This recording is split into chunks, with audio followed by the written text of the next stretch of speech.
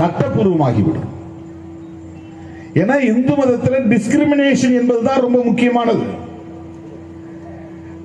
இந்து சமூகத்தின் உயிர் மூச்சாக இருப்பது டிஸ்கிரிமினேஷன். என்ன டிஸ்கிரிமினேஷன்? பாகுபாடு. என்ன பாகுபாடு? பிறப்பால் உயர்வு தாழ்வு என்கிற பாகுபாடு. இதுவே ஒரு அரசாங்கத்தினுடைய கோட்பாடாக மாறிவிடும்.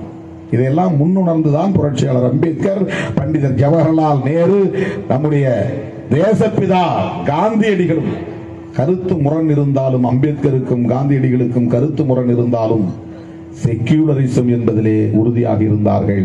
ஒரே புள்ளியில் இணைந்தார்கள், ஒரே நேர்கோட்டில் இருந்தார்கள். இந்த நாட்டுக்கு ஒரு அரச மதம் கூடாது, இந்த அரசு ஒரு மதசார்புள்ள அரசாக இருக்கக்கூடாது. இந்த நிலைப்பாடு புரட்சியாளர் அம்பேத்கரின் உறுதியான நிலைப்பாடு.